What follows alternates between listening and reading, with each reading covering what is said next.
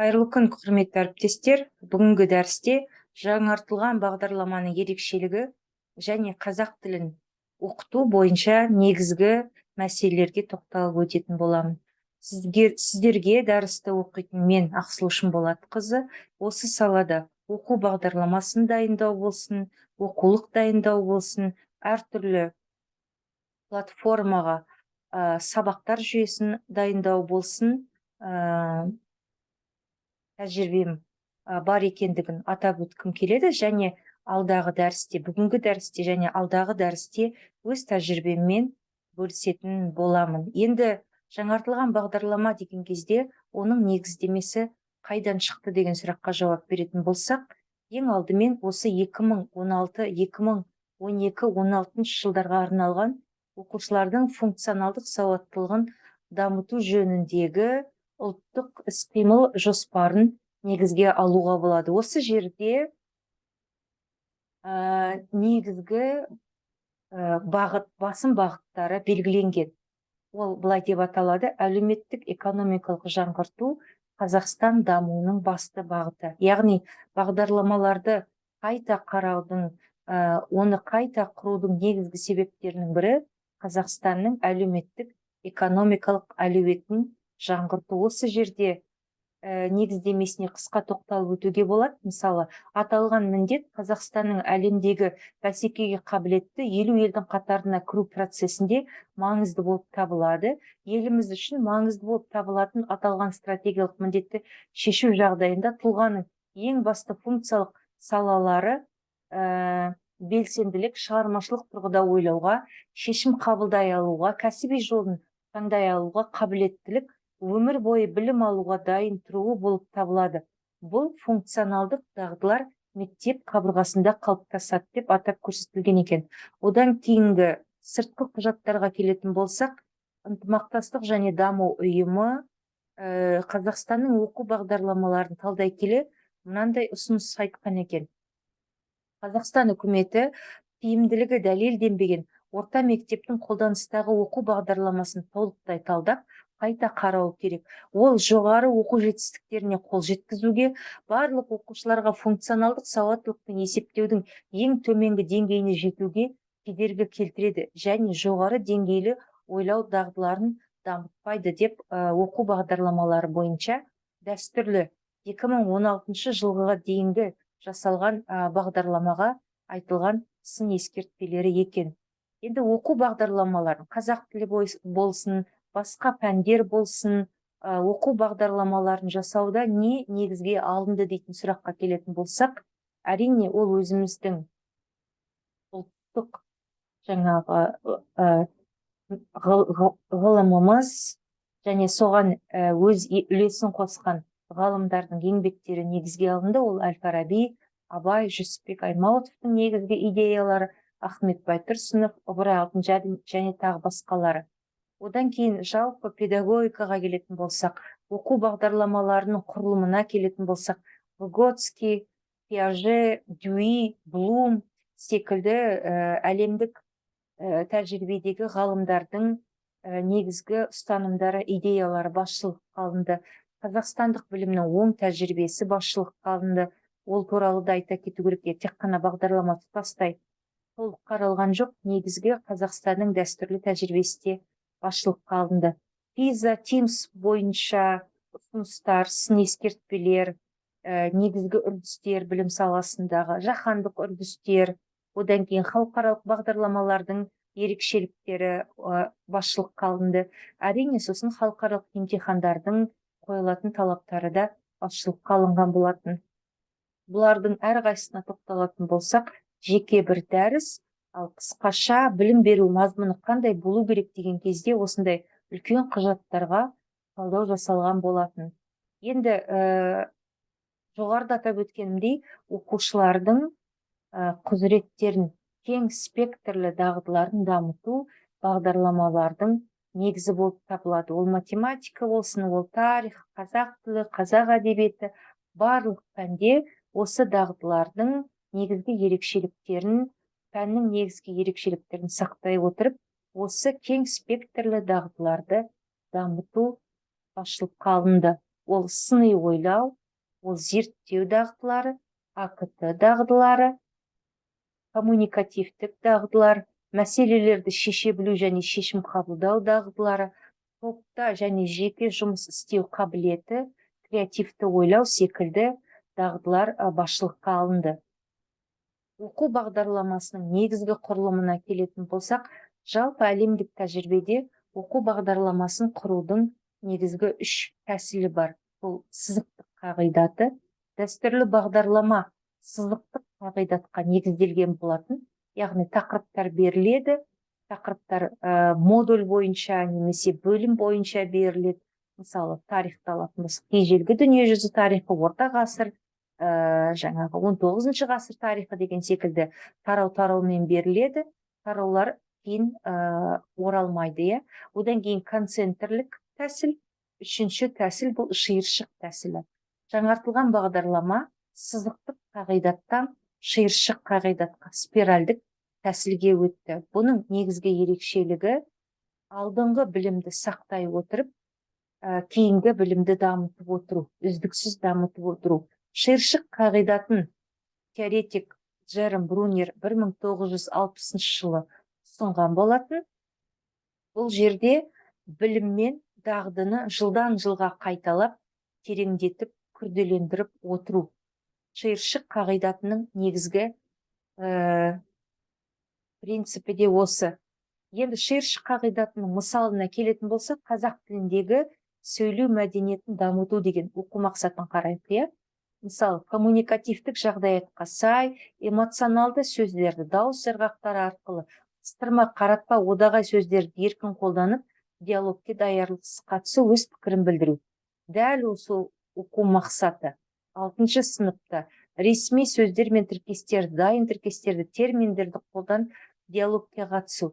Дәл осы мақсат 7 сыныпта эмоционалды экспрессивті сөздер мен мақал мәтелдерді, сұрақ тіркестерді еркін қолданып диалогке қатысып, бір таласта тез және дұрыс шешім қабылдай білу деп, жылдан жылға бір оқу мақсаты тереңделіп, күрделеніп, дамып отырады екен. Әр оқу мақсаты бағдарлама бойынша осындай шиыршық тәсіліне құрылып берілген. Шиыршық қағидатының басты ұстанымдары: циклдік кезеңі, мысалы, бір сыныптан екінші кезеңге өту, оқу мақсаттарының біртіндеп тереңдетілуі, одан кейін үшіншісі бұрынғы және алдағы білімнің арасындағы байланысты сақтау. Бұл жерде Жүсіпбек Аймауытовтың идеясында көруге болады. Әр тыңнан берілетін білім бұрынғы білгеннің жалғауы, келесі білімнің бастаушысы сияқты болуы тиіс деп берген екен. Енді жалпы бағдарламаның негізгі ерекшеліктеріне тоқталатын болсақ, 2016 жылға дейінгі бағдарламалар мен жаңартылған оқу бағдарламасын салыстырып қарайтын болсақ, негізгі философиясы 2016 жылға дейінгі бағдарламады бихевиоризм философиясы, яғни оқушыны дайындауға болады, оның психологиялық қандай да бір жеке тұлғалық ерекшеліктер сақталмайды, баланы дайындап шығаруға болады, жалпы қалыпқа салуға болады деген түсініктен туған бағдарлама. Оның өкілдері Торндайк, Скиннер, Павлов, өздеріңіз білетін. Педагогикасы мұғалімге бағытталған, яғни мұғалім бастапқы орында, мұғалім негізгі ақпараттың көзі, мұғалім негізгі білімнің көзі. Білімді қабылдау тәсілдері: жаттату, түсіндіру, қайталау, көшіру, имитация, еркіндік төмен. Дәстүрлі бағдарламада тақырып барлығы жоғарыдан түсетін, ол қатаң қадағаланатын, мұғалімнің қандай білім беретін, ақпарат беретін барлығы экономикалық құны тұрғысынан келетін болсақ, төмен бағалы болып саналады. Ал жаңартылған оқу бағдарламасының негізгі философиясы конструктивизм. Оның өкілдері Брунер, Выготский, Пиаже, яғни білім ол салыстырмалы. Білімді біздер бір-бірімізбен тәжірибе алмасу арқылы, бір-бірімізбен сөйлесу арқылы, тәжірибе арқылы келеді, дағды арқылы келеді.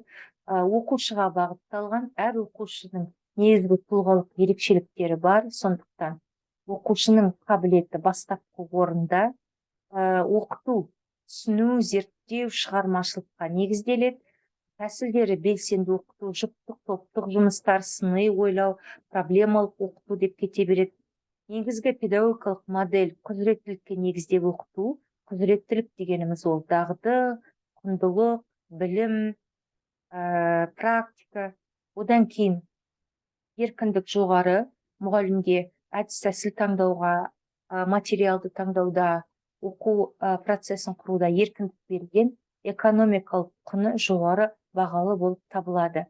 Енді қазақстандық стандартқа келетін болсақ, құндылықтары құрмет, ашықтық, патриотизм, азаматтық жауапкершілік, еңбек және шығармашылық, өмір бойы білім алу.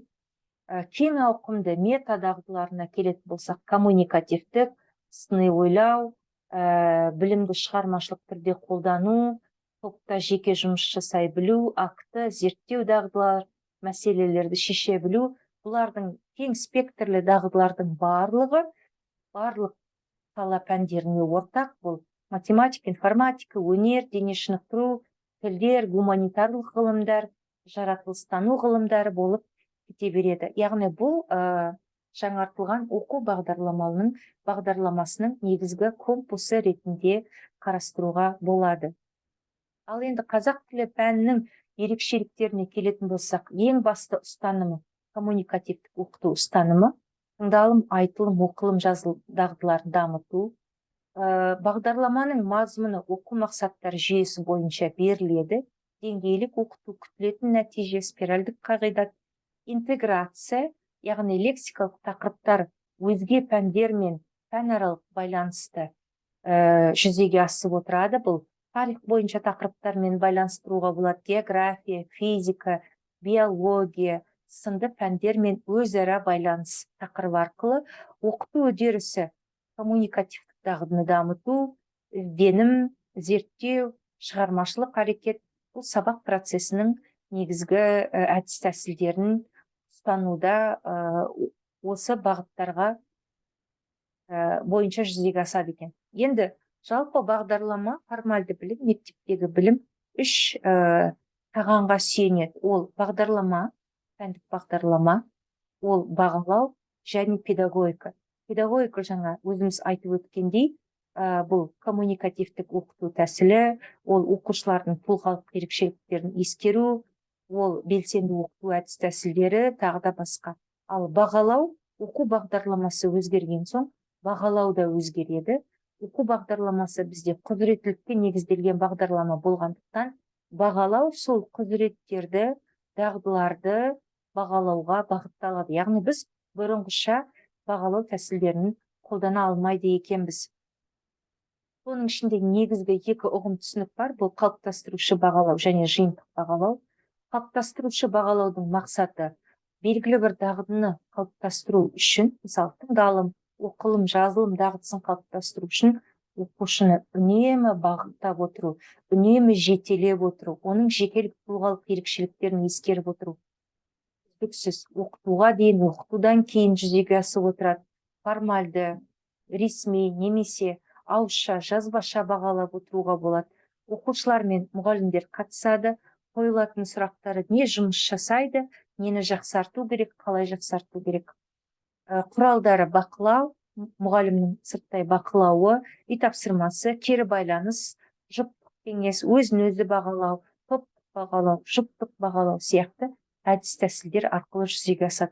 Яғни бағалау белгілі бір тарау біткенше оқушының бойында белгілі бір дағдыны қалыптастыру. Жазылым, оқылым, тыңдалым, айтылым бойынша. Ал жиынтық бағалау белгілі бөлім тарау бойынша, сынып бойынша игерілген материалдың деңгейін бағалау. Яғни белгілі бір білімді алғаннан кейін жүзеге асады, мұғалім дайындайды, оқушы бұл процеске араласпайды. Қойылатын сұрағы, оқушы материалды қай дәрежеде біледі, оқушы келесі қадамға дайын ба? Мысалдары жоба, портфолио, мектепшілік бақылаулар, мысалы 90 бойынша, бөлім бойынша мемлекеттік емтихан, сыныптағы бағалау жатады екен. Енді коммуникативтік тәсілге келетін болсақ, жаңа педагогика дедік қой. Жаңартылған бағдарлама айтып өткенімдей, келесі тілдің негізгі функциялары бойынша жүзеге асады. Бұл коммуникативтік функция, ойлау, танымдық және реттеуші функциясына түйенеді коммуникативтік тәсіл. Оның негізінде мәтін жатыр, ол ауызша жазбаша мәтін, яғни тыңдалым оқылым мәтіндері.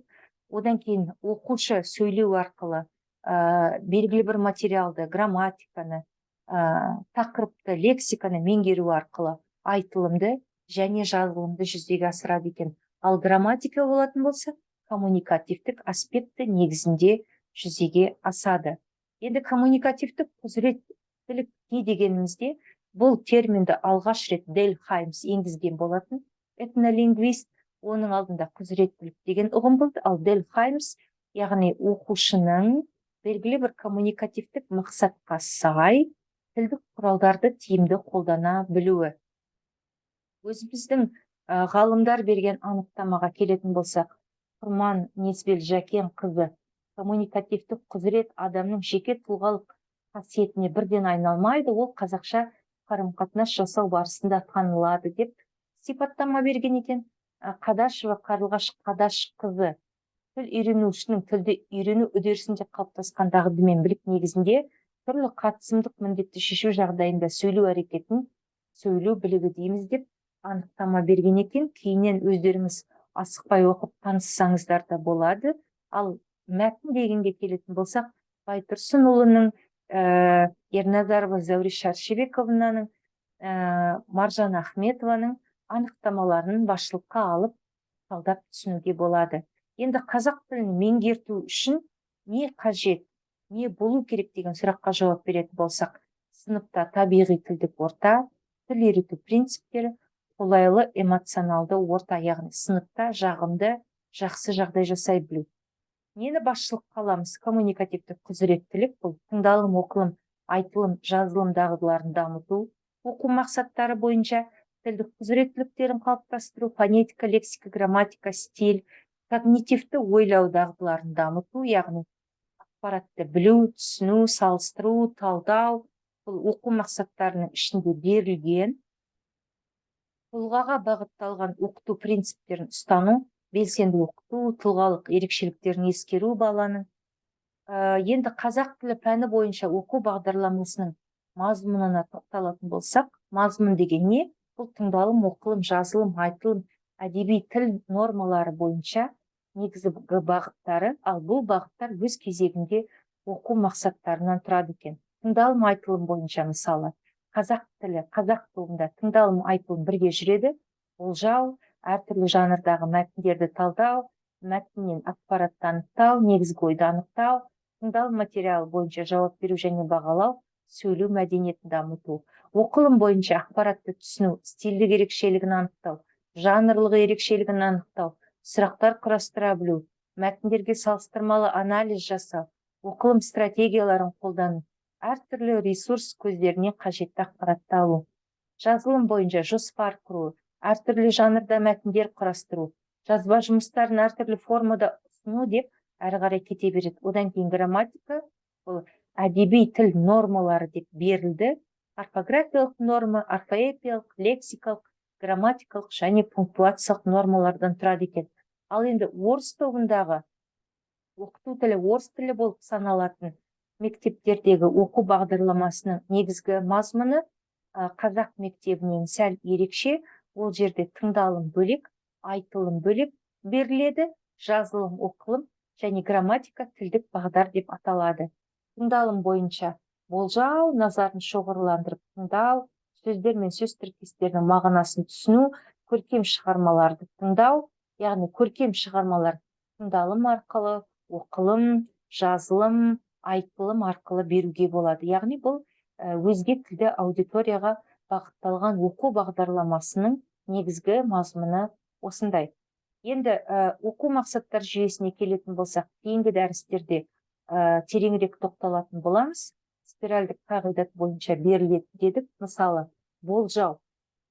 Бұл тыңдалым, айтылым, оқыту тілі, қазақ тілі мектептерінде ТА тыңдалым, айтылым деп беріледі. Болжау сөз тіркестерімен ұсынылған иллюстрациялар арқылы тақырыпты болжау, мәтіннің атауын талқылау, алғашқы бөлігін тыңдау арқылы көтерілген мәселені болжау, мәтін үзінділерін тыңдай отырып оқиғаның дамуы мен аяқталуын болжау деп, осылай оқу мақсаттары тыңдалым бойынша, оқылым, жазылым, айтылым бойынша біртіндеп күрделеніп беріледі. Оқу бағдарламасына назар аударатын болсақ, ол мазмұны туралы осындай ақпарат беріледі, негізгі мазмұны.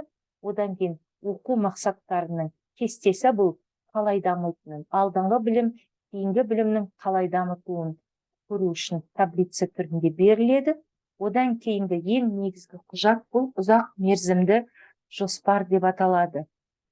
Бұл кестеде ұзақ мерзімді жоспардың үлгісі ғана берілген, оқу бағдарламасында бұл кеңінен беріледі.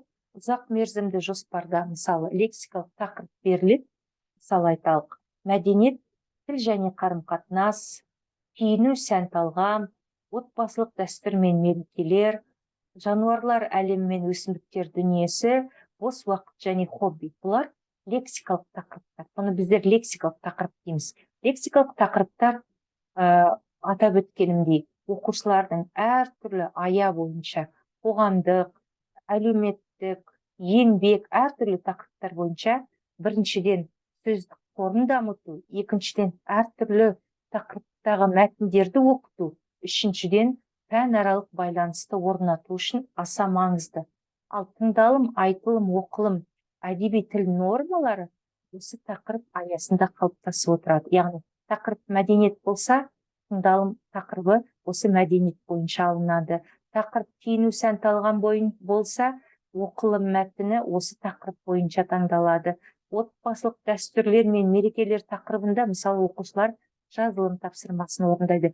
Яғни әр тақырып бойынша тыңдалым, айтылым, оқылым, жазылым, әдеби тіл нормалары әр тақырып бойынша оқу мақсаттары түрінде ұсынылады. Оқу мақсаттарын қалыптастыру, сол бойынша сабақ жоспарлау мұғалімнің басты міндеті, яғни оқу мақсаттары тарау бойынша міндет саналады. Осы оқу мақсаттары бойынша бағалау тапсырмалары дайындалады. Бұл бөлім бойынша, тарау бойынша ТЖБ дейді, 90 бойынша, бөлім бойынша ПЖБ дейді, сосын 90 бойынша ТЖБ, яғни бағалаулары қалыптастырушы және жиынтық бағалау ұйымдастырылады екен.